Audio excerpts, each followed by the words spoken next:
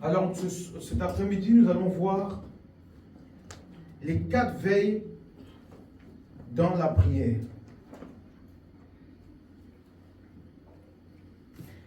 Alors, vous savez, quand dans la Bible, on parle de la première heure, de la deuxième heure, de la troisième heure, de la quatrième heure, toutes ces heures-là ont une signification. Gloire à Dieu. Et nous allons voir ces différents aspects cet après-midi. Donc nous allons commencer par la première veille. Psaume 59 à partir du verset 7. Et nous allons parler de tous ces types-là et nous allons entrer dans la prière. Psaume 59 à partir du verset 7. Gloire à Dieu.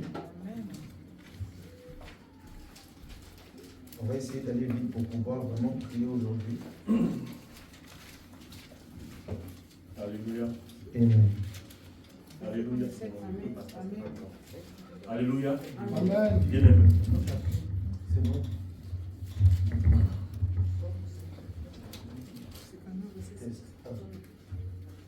Alléluia. Amen. Bien aimé, soyez bénis dans le nom de notre Seigneur Jésus-Christ. Nous allons nous lever pour écouter la parole de Dieu. Psaume 59 à partir du verset 7. Je lis la parole de Dieu. Ils reviennent chaque soir, ils hurlent comme des chiens, ils font le tour de la ville. Voici, de leur bouche, ils font jaillir le mal. Des glaives sont sur leurs lèvres. Car qui est-ce qui entend? Et toi, Éternel, tu te ris d'eux, tu te moques de toutes les nations. Amen. Reprends juste le verset 7. C'était juste le verset 7. Ils reviennent chaque soir. Ils reviennent chaque soir. Ils hurlent comme des chiens. Ils font le tour de la ville. Ils font le tour de la ville. Ça, c'est la première veille. C'est-à-dire, quand on dit le soir, c'est la fin de la journée. Alléluia. Et donc, la première veille, c'est le soir. Et le soir commence à partir de 18h. Sur le plan spirituel, à partir de 18h, on rentre dans la nuit. Vous voyez, nous, notre temps, on estime que à partir de minuit, on rentre dans le jour suivant. Amen. Mais sur le plan spirituel, à partir de 18h, nous sommes déjà dans le jour suivant. Sur le plan spirituel, c'est quand le soleil se couche que la nuit commence. Et quand il se couche, c'est une journée qui commence. Nous allons lire pour comprendre Ésaïe 17, verset 14.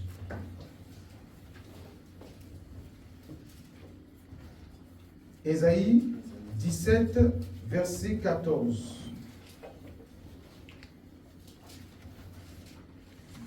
Si quelqu'un peut l'aider, parce qu'il y a beaucoup de références. Ésaïe 17, verset 14. Oui. Je lis la parole de Dieu. Quand vient le soir, Oui. voici, c'est une ruine soudaine. Avant le matin, ils ne sont plus.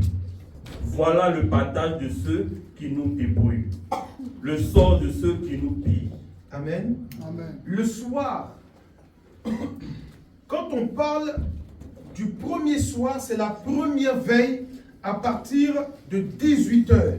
Regardez ce qui se passe dans l'atmosphère spirituelle. Quelqu'un dit Amen. Amen. On dit quand vient le soir. C'est-à-dire que quand le soir arrive, voici, c'est une ruine soudaine. Avant le matin, ils ne sont plus. Voilà le partage de ceux qui nous dépouillent. Le sort de ceux qui nous pillent. La première veille, lorsque la nuit arrive, il y a ce qu'on appelle la première invasion. C'est-à-dire qu'il y a une atmosphère qui se crée. Et c'est à partir de 18h. Même si on est en été, on se dit que la nuit n'est pas encore tombée, mais sur le plan spirituel, la première veille, déjà il y a une activation dans le monde spirituel. Amen. Et je vais vous expliquer comment prier à ces heures-là. La première veille, nous devons prier pour préserver les fruits de la vie. Et nous devons beaucoup prier pour nos enfants, pour ceux qui ont des enfants, avant qu'ils se couchent. La première prière que tu dois adresser, c'est pour tes enfants. Lamentation, chapitre 2, verset 19.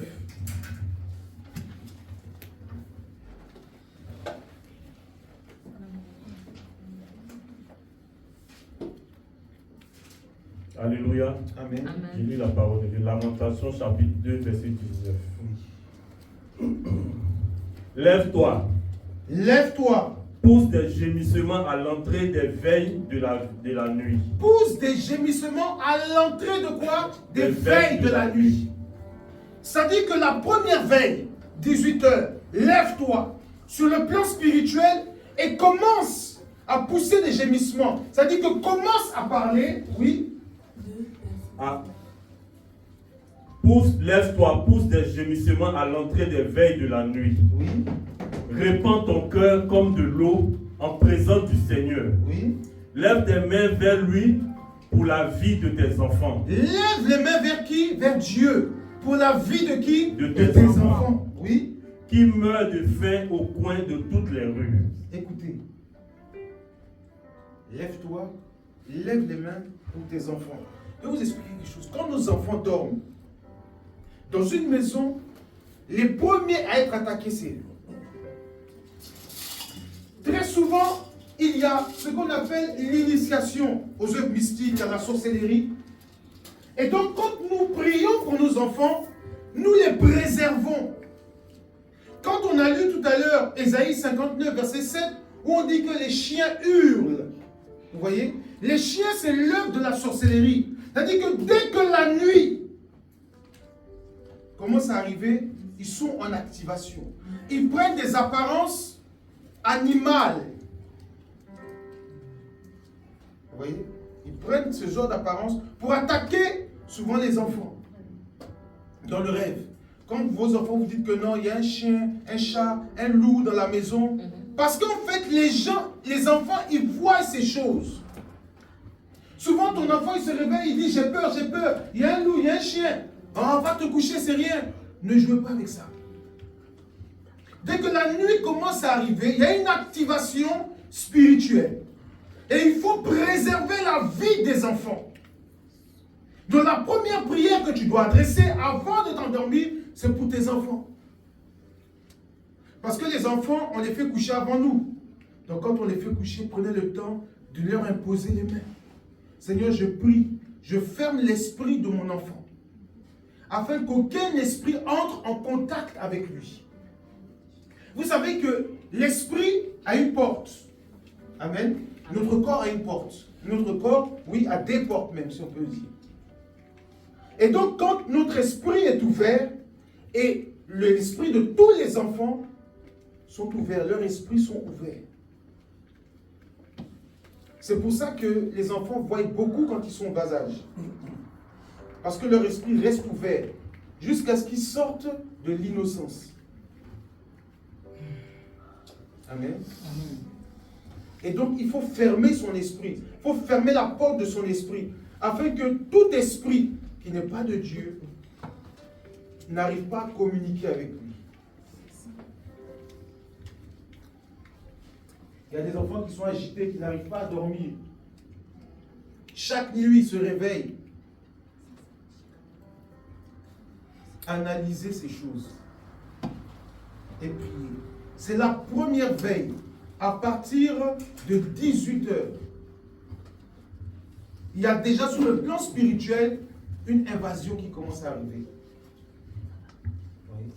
C'est pour ça que quand on va arriver sur le temps chronos et le temps kairos, vous allez voir que il y a le temps prophétique et il y a le temps naturel. Vous voyez? Et vous allez voir que dans l'esprit, on n'a pas la même mesure des choses. Le temps ne va pas à la même vitesse. Amen. Amen. Eux, ils ont des cycles. Ça veut dire qu'il y a des portes qui s'ouvrent. Et la première porte, c'est la première veille à partir de 18 heures. La deuxième veille, parce qu'en fait, les cycles se font chaque 3 heures. Amen. La deuxième veille, c'est à partir de 21 heures. Amen. 21 heures, c'est la deuxième veille. Et ça s'appelle l'invasion des ténèbres. Je vous explique. Luc, chapitre 22, à partir du verset 53. Luc, chapitre 22. Alléluia. Je lis la parole de Dieu. Luc chapitre 22, à partir du verset 53. J'étais tous les jours avec vous dans le temple. Et vous n'avez pas mis la main sur moi. Mais c'est ici votre heure et la puissance des ténèbres. Écoutez, reprends. J'étais tous les jours avec vous dans le temple. Et vous n'avez pas mis la main sur moi. Oui. Mais c'est ici votre heure et la puissance des ténèbres. C'est ici votre heure et la puissance des ténèbres. Ici, Jésus était où? Il était à Gethsémani. Amen. Et la Bible dit que pendant la nuit, ils ont arrêté qui? Jésus. Et donc, c'était la deuxième veille. Vous voyez? Après 18 heures, on parle de la nuit. Vous voyez? Et il faisait nuit, ils étaient dans le jardin de Gethsémani. Et Jésus dit, j'étais avec vous toute la journée dans le temple. Vous n'avez pas mis la main sur moi. Mais c'est maintenant. C'est votre heure. La puissance quoi? Des ténèbres. Quand on arrive à partir d'une certaine heure, c'est ce qu'on appelle les œuvres mystiques qui se mettent en route. C'est leur heure. C'est à ces heures-là qu'ils travaillent. Ouais, de 21h jusqu'à minuit, quand on rentre dans la nuit. C'est pour ça que c'est important de se lever la nuit pour prier, pour arrêter et déprogrammer toute programmation nocturne dans nos vies. Oui. Amen. Amen. Ésaïe chapitre 21, verset 11.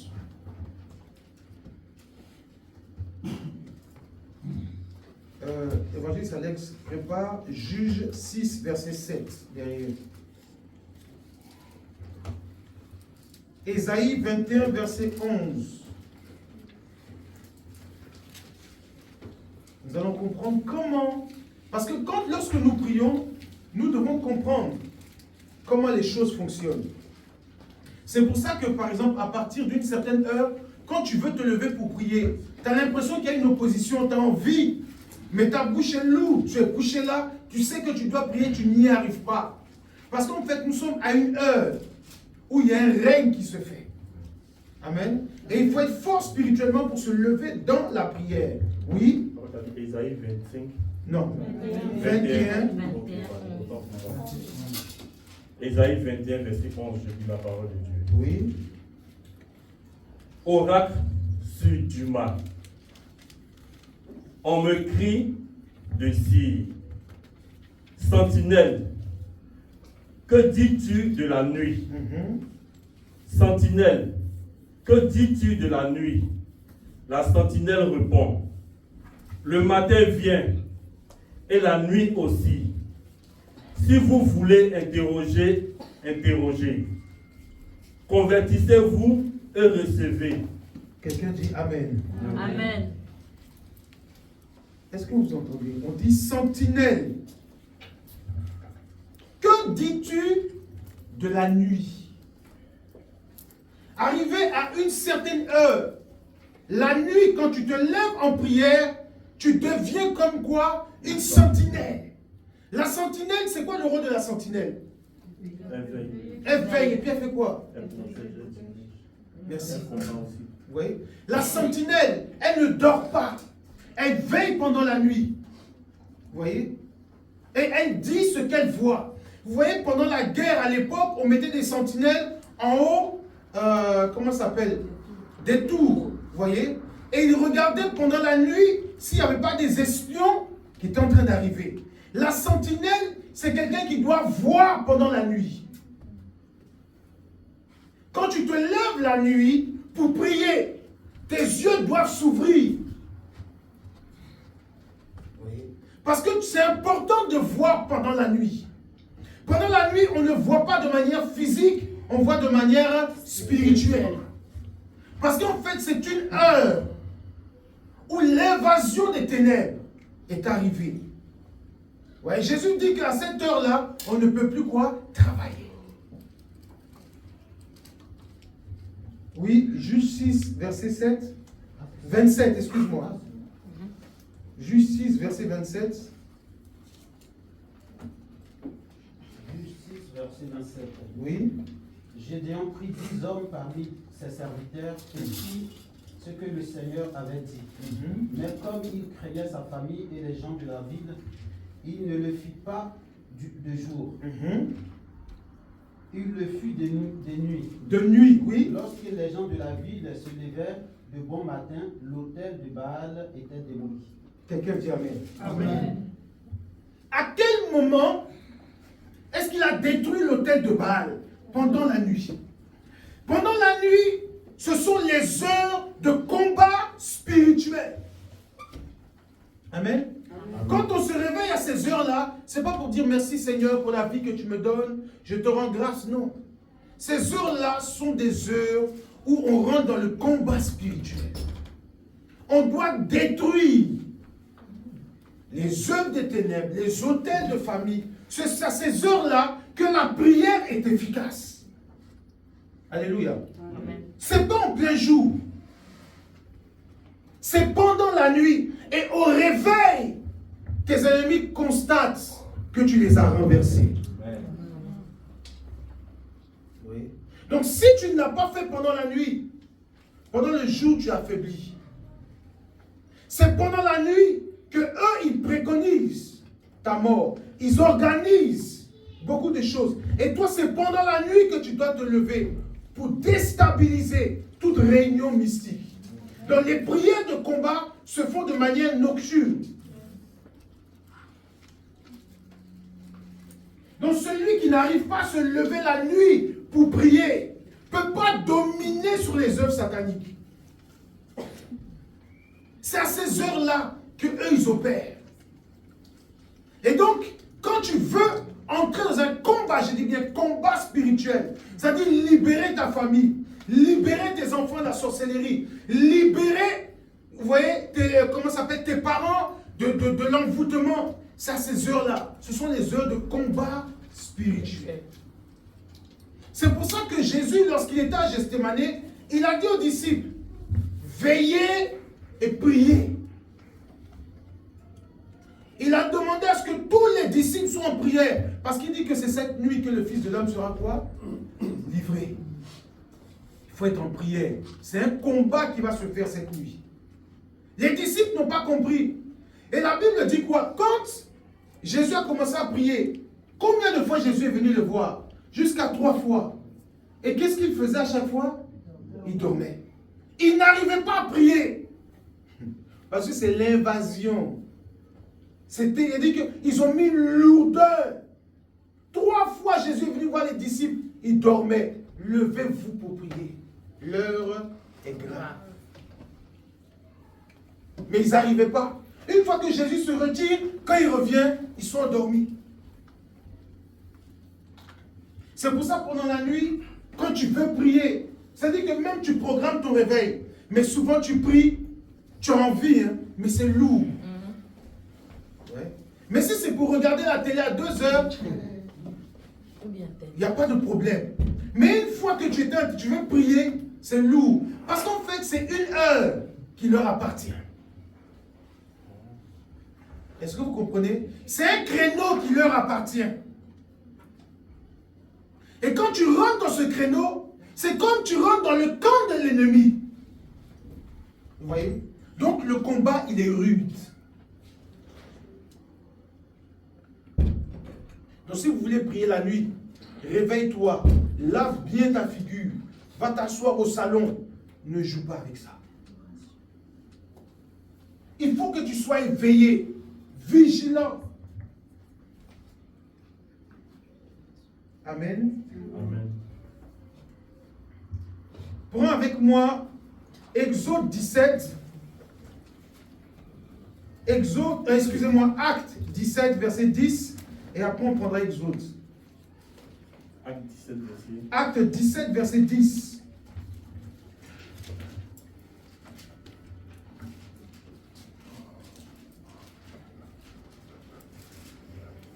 Acte 17, verset 10, je lis la parole de Dieu. Oui. Aussitôt, les frères firent partie de la nuit. Les frères firent partie de nuit, Paul et Silas, pour Bérée. Lorsqu'ils furent arrivés, ils entrèrent dans la synagogue des Juifs. Amen. Je vais vous expliquer. La Bible dit aussitôt, les frères firent partie de nuit. Parce qu'il y avait une programmation sur Paul. Il devait être arrêté. Vous voyez? Et pendant la nuit, ils ont fait sortir Paul. Parce que c'était une heure critique. Si Paul restait ici, Paul mourrait. Donc pendant la nuit, il y a des mouvements. Oui. Quand on prend l'histoire de ces deux prostituées, la Bible dit que pendant la nuit, il y en a une qui s'est couchée sur son enfant.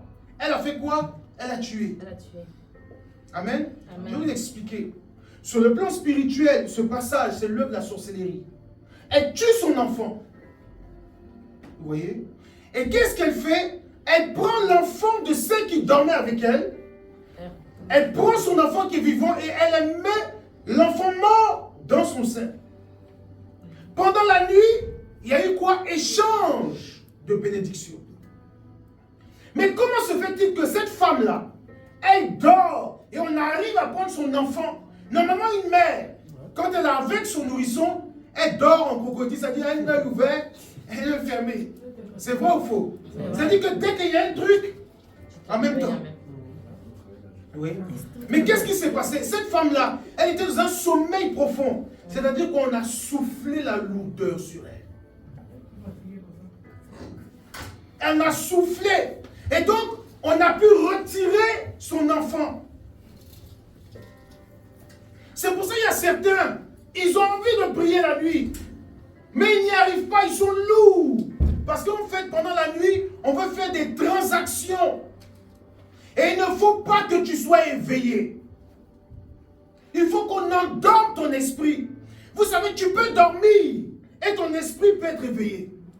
Est-ce que vous savez ça? Amen. C'est-à-dire que tu dors, mais ton esprit ne dort pas. Qui s'est déjà réveillé et puis il a la prière dans la bouche? Hein?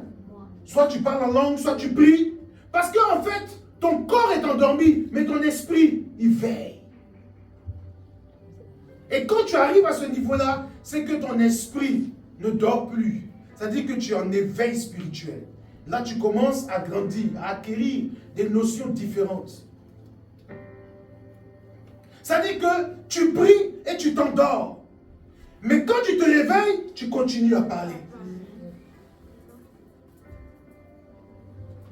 Je prie que cela t'arrive. Amen. Ça, c'est important de comprendre ces choses. Un chrétien ne doit pas être un ronfleur. Il dort jusqu'à il dort. C'est-à-dire qu'arrivé un moment pendant la nuit, quelque chose doit te réveiller. Souvent même, tu sens, tu dors, et puis tu te réveilles, tu sens qu'il y a une présence dans ta maison. Ton esprit est en éveil.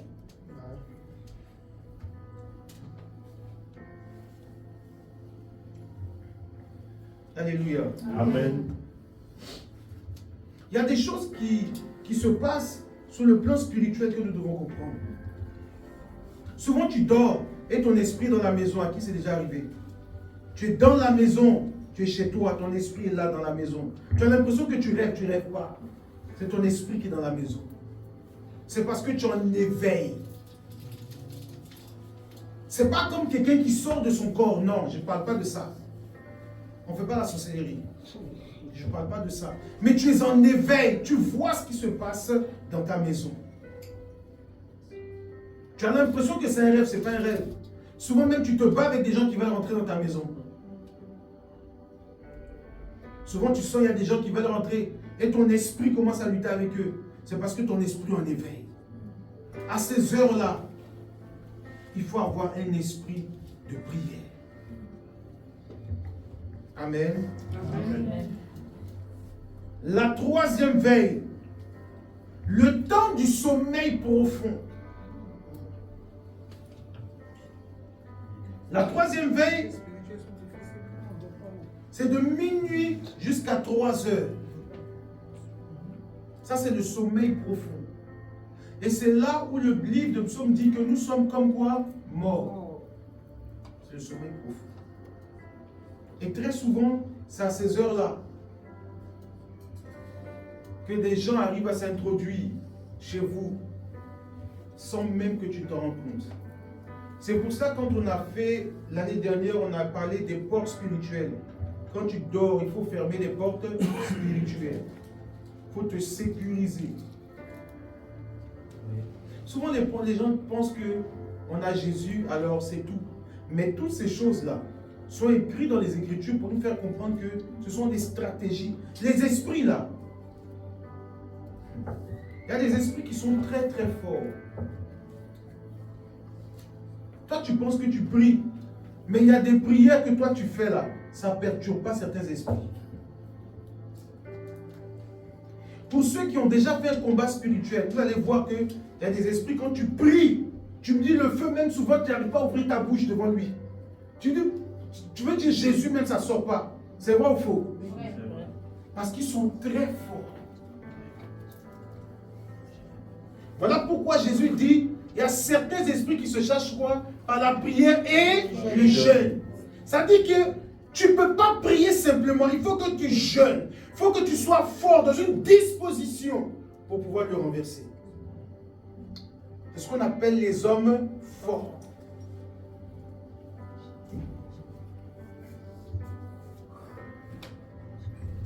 Et un homme qui prie beaucoup, c'est quelqu'un qui grandit dans le spirituel. Et arrivé un moment, il y a certains esprits, quand tu parles, ils fuient, ils tombent.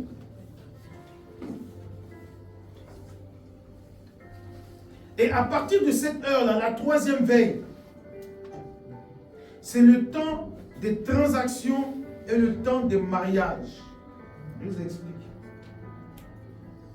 Les maris de nuit, les femmes de nuit, les sirènes des eaux, ce sont leurs heures, de minuit à 3 heures. Tu es dans un sommeil profond et c'est là qu'il y a des rapports nocturnes. C'est là que souvent tu te vois dans un rêve et puis on te marie, tu ne vois pas le mari. Tu ne vois pas le visage de la femme ou du monsieur. Tu te réveilles, détruis-moi ça au nom de Jésus. Ah non, j'ai vu que j'allais me marier, mais je n'ai pas bien vu le visage. Il faut détruire ça au nom de Jésus. Si tu veux savoir que c'est de Dieu, il faut que tu arrives à voir et distinguer le visage. Amen. Te marier avec celui que tu ne vois pas, c'est une entité. C'est les esprits qu'on ne voit pas. Souvent, tu veux lever ta tête, tu n'arrives pas. Ou soit tu veux ouvrir tes yeux, tu n'arrives pas. Parce qu'en fait, c'est une entité que tu ne peux pas voir. C'est pour ça qu'à ces heures-là, quand tu es dans un sommeil profond, tu n'arrives pas.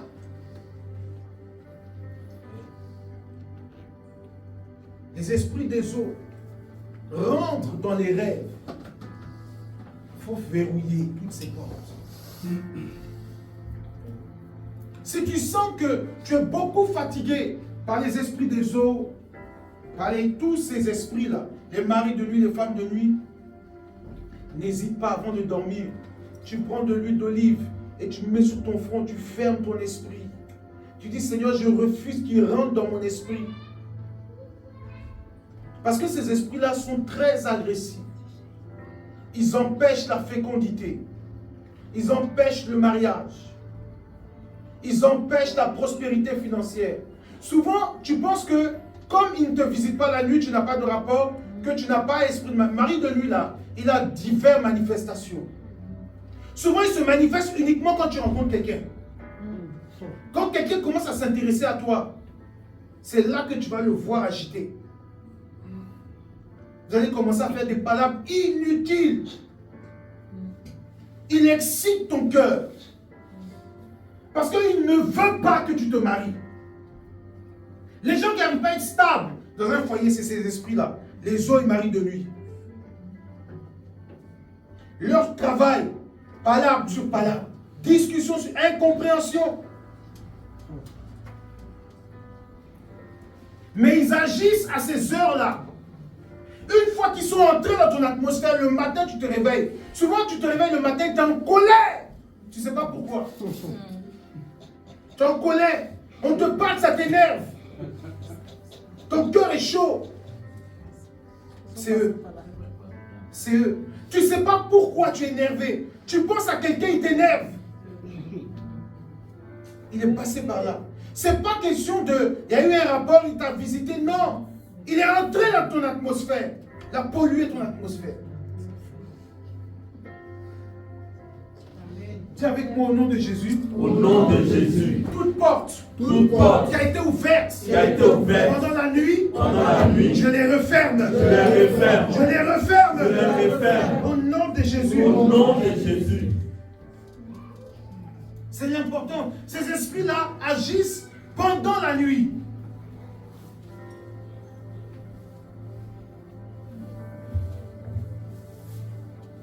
Souvent, tu es avec ton mari, tu es avec ta femme.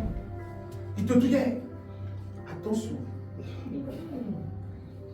Là, je ne suis pas d'humeur. Faites très attention. Ça peut arriver, mais toi, tous les jours, tu n'es pas d'humeur. Tu n'as pas envie. Tu as mal au ventre. C'est-à-dire que c'est une réalité. Dès que tu es avec ton mari, j'ai mal au ventre. Là, toute la journée, tu n'avais rien. Analysez, s'il vous plaît, analysez. Quand ces choses-là vous arrivent, constatez qu'ils sont là. Tout ça, en fait, parce qu'il ne veut pas que ton partenaire te touche. Pourquoi? Parce que c'est lui qui doit agir ce soir. Amen. Mais vous pensez que c'est un jeu. Ce sont des esprits. Souvent, tu es là. Tu es bien disposé. Tu dis ce soir, je fais un petit plaisir, mon chéri. Tout ça. Et puis après, il y a un mal de tête qui vient. Ça dit que, en fait, lui, tout ce qu'il crée, c'est la séparation entre vous. Tu ne sais pas pourquoi. Tu ne sais pas pourquoi. Tu n'es pas bien. Et maintenant, le partenaire pense que tu le repousses. C'est l'esprit qui fait ça. Ce sont des esprits agressifs. Ils viennent perturber la relation. Souvent, il y a de l'argent. Il y a de l'argent. Vous voyez? Et vous entreprenez quelque chose, l'argent disparaît, le projet meurt. C'est eux. Parce qu'en fait, dans un couple, l'argent divise beaucoup. Et l'esprit joue avec ça. Non mais, vous ne savez pas, attendez. C'est un esprit. L'argent, c'est un esprit, vrai ou faux? Il s'appelle maman. Il a une domination. La domination qui est au-dessus de lui gère d'une manière spirituelle. Lui se présente. On lui dit, va. Va, c'est qui est sur nous en faire le travail. Combien de foyers ne sont pas séparés à cause de l'argent? Vous pensez c'est quoi? C'est quoi? À cause de l'argent. Souvent même l'argent peut détruire des familles. Ça c'est les esprits des autres.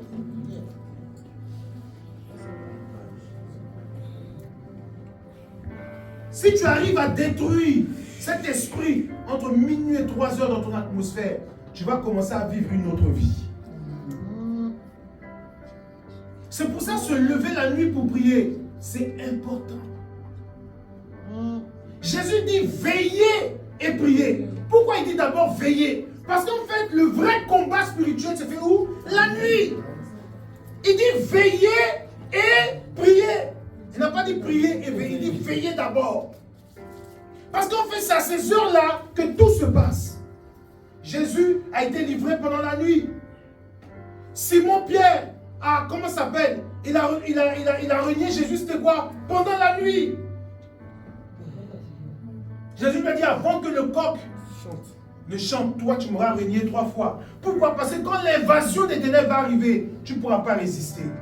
Toi tu dis non, Seigneur, qu'on prenne ma poitrine, qu'on me tue, sinon personne ne touchera au Seigneur. Il dit, hey, calme-toi. Est-ce que tu connais les heures de la nuit? Avant que le coq n'ait chanté, toi la nuit là, tu avais trompé. Quand l'invasion va arriver, ce sera trop fort pour toi, Pierre. Tu n'as pas encore une vie de prière. Calme-toi. Ce qu'on est en train de faire est spirituel. Effectivement, pendant la nuit, il a trompé. Mais regardez, quand le jour s'est levé, quand le coq a chanté, Pierre a fondu en larmes. Mais pourquoi pendant la nuit, il ne s'est pas rappelé de ce que le Seigneur lui a dit? Parce qu'il y avait une emprise qui était trop forte.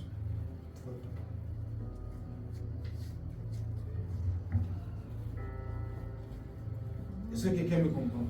Amen. Souvent, les envoûtements, c'est la nuit. Il y a des gens qui ont été envoûtés. Amen. Amen.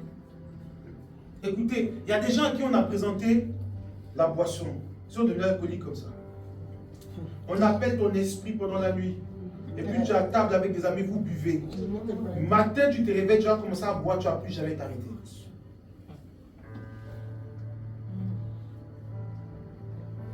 C'est la nuit que tout se passe, les transactions. Un homme d'esprit, c'est quelqu'un qui dort peu. Je vous assure, si tu veux devenir un homme d'esprit, prie beaucoup la nuit. Est-ce que vous remarquez, quand vous priez beaucoup la nuit, là, vous avez beaucoup de songes, de visions? Est-ce que vous avez constaté ça? Tu peux prier beaucoup la journée. Mais quand tu pries la nuit net, tu te rendors, il y a vision, il y a songe. Pourquoi? Parce qu'en fait, ces heures-là sont des heures d'esprit.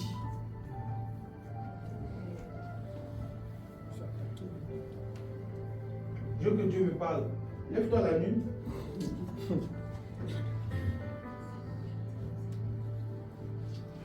Jésus priait toujours la nuit. Voilà pourquoi Jésus dit, il prie la nuit et il fait ce que le Père lui a quoi? Révélé. C'est la nuit que Dieu parlait à Jésus. Pendant la nuit, il priait. Et quand il sortait la journée, il opérait en fonction de ce qu'il avait vu. C'est pour ça que c'est très difficile de prier la nuit. Parce qu'en fait, il y a une invasion. Ils veulent dominer ces heures-là. La 4e veille.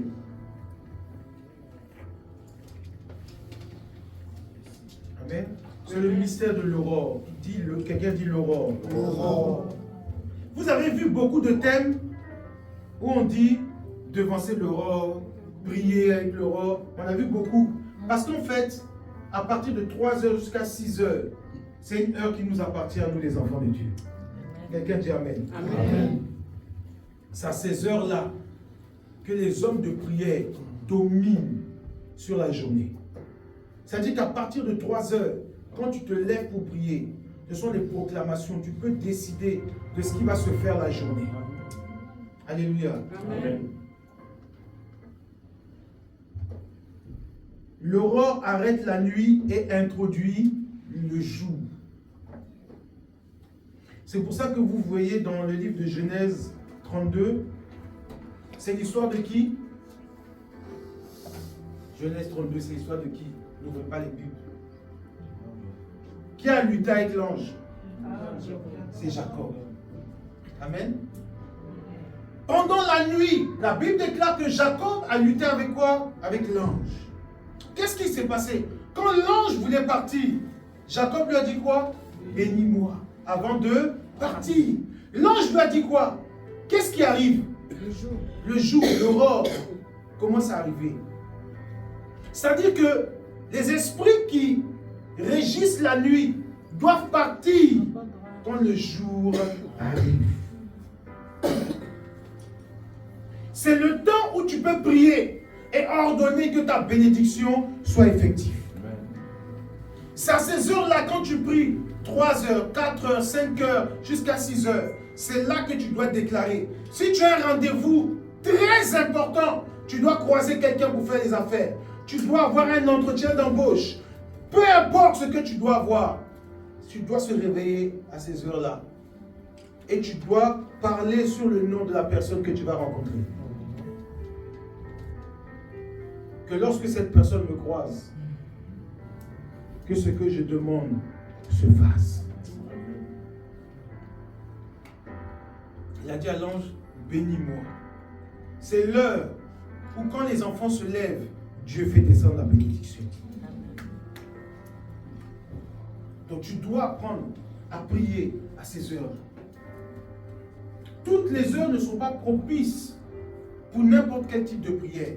Je vous ai dit que de minuit jusqu'à 3 heures, c'est le combat spirituel.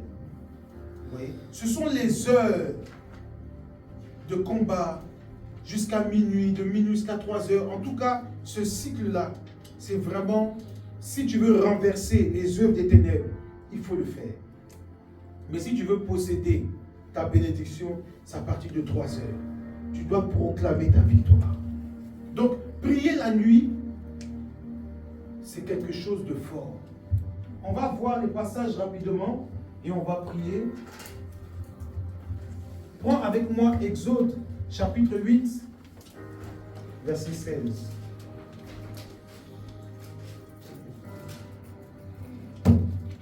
Alléluia. Vous allez voir que très tôt le matin, ce sont les hommes d'esprit qui se lèvent pour gérer l'environnement. Exode chapitre 8, verset 16. L'Éternel dit à Moïse, oui. Lève-toi de bon matin. Attends. Il dit, lève-toi de bon matin. Quand on dit le bon matin, c'est quelle heure? 5 heures, hein? 5 heures, avant 6 heures, de bon matin. Au village là, vous ne voyez pas les villageois, nos parents là, ils ne dorment pas. Dès que 5 heures arrivent, le gars il commence à déjà les dehors. C'est pour ça que quand vous allez en vacances au village là, quand vous dormez, quand il est 8 heures, encore 9 heures, on tape. Qu'est-ce qu'il y a? Tu es malade? Ça va pas? Ou bien c'est vrai ou faux? On te demande qu'est-ce qu'il y a? Tu as un problème? Mais toi tu es en vacances demain à 8 heures. Toi tu fais grâce matinée, ils ne connaissent pas ça. Parce qu'en fait c'est l'heure où on doit se lever pour parler aux esprits. Vas-y. Et présente-toi devant Pharaon. Et présente-toi devant Pharaon. Il sortira pour aller près de l'eau. Oui. Tu lui diras, ainsi parle l'Éternel. Oui. Laisse aller mon peuple afin qu'il me serve. Il dit, tu te présenteras devant qui? Pharaon. Pourquoi? Lève-toi de bon matin. Qu'est-ce que Pharaon fait de bon matin? Lui, il va où? Devant l'eau. Qu'est-ce qu'il fait devant l'eau? Lui, il fait ses adorations. Il parle à son Dieu. Ils adoraient quoi, les pharaons? Ils adoraient les caïmans. C'est ce qu'on appelle le Léviathan. Le caïman. C'est ce qu'on appelle l'esprit de Léviathan. Et l'esprit de Python. C'est pour ça que devant l'eau, Pharaon, chaque matin très tôt, il faisait les rituels pour dominer. Mais toi, devance-le. C'est ça on dit devancer l'aurore. Devance-le, va vite de bon matin. Il sera devant l'eau.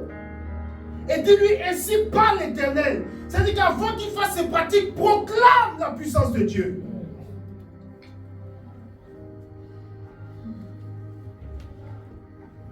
Quand tu te lèves le matin, moi je me rappelle, notre pasteur à l'époque, il nous avait enseigné, quand tu te réveilles le matin, 5h, 6h, ouvre ta fenêtre, regarde le ciel et puis parle à la création. Et nous les mettons nous enseigner ce genre de prière. Il dit, il faut parler à la nature. Parle, ils t'entendent, ordonne des choses.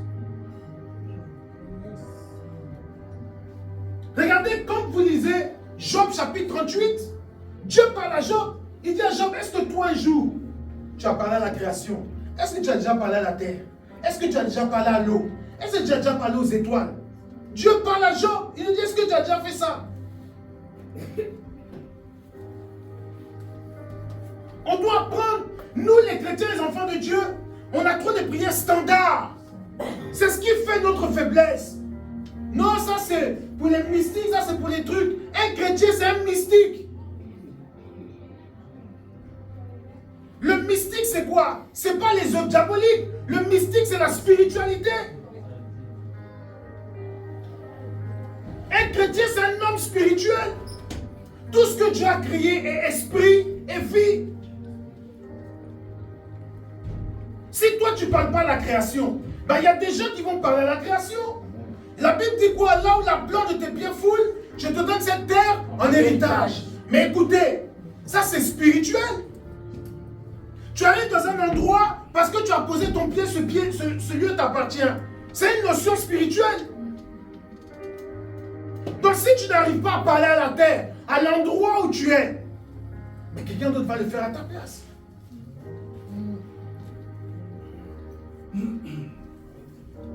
C'est ça le problème.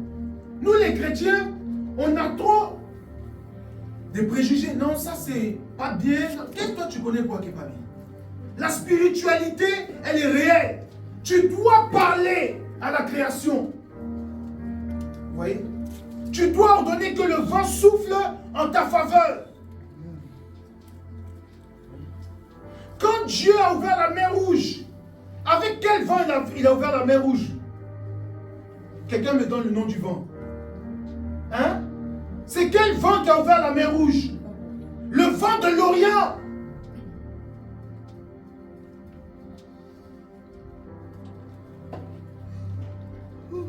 Tu as le droit de parler au vent. C'est pour ça que lorsqu'il y avait la tempête, Jésus a parlé à la tempête et elle s'est calmée. Et ils ont dit, mais quel est cet homme qui parle au vent? Et le vent quoi? L'écoute. Il n'y a pas de prière bête. Toutes les prières sont inspirées. Je parle à l'eau de mon village parce qu'il y a des gens qui adorent les eaux. Et j'ordonne que ces eaux soient fermées. Que si mon nom est invoqué dans quelconque marigot, quelconque fleuve, quelconque, je prie qu'il n'y ait aucune réponse. Quand on jette les gorilles, quand on dit ton nom, rien ne doit se passer.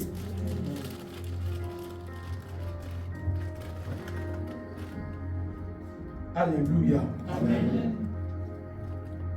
C'est ça la puissance de la prière.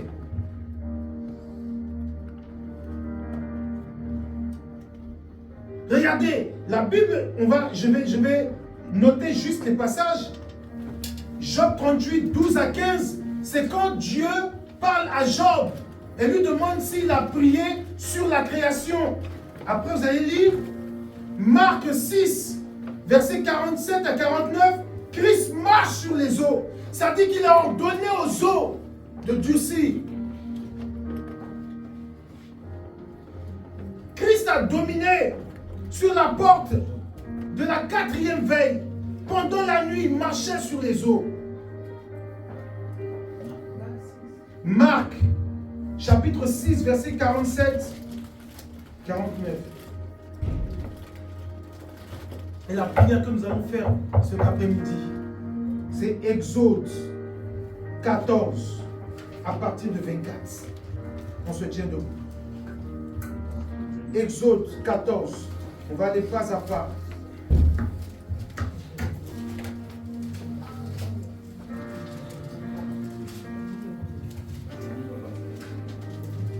Attends, je vérifie les notes.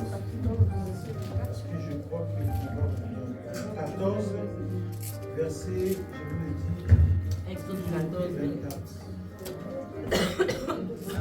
Marc 6,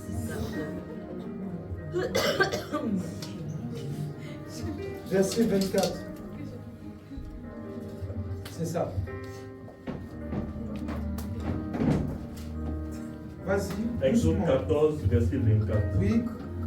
À la veille du matin, À la veille du matin, oui. l'Éternel, Oui.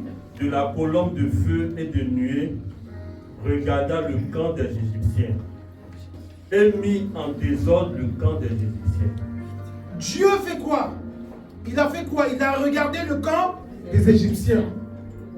nous allons faire des prières prophétiques. Je vous ai expliqué que les prières prophétiques sont inspirées, premièrement, et elles sont à l'appui de quoi? De la parole de Dieu. Quand tu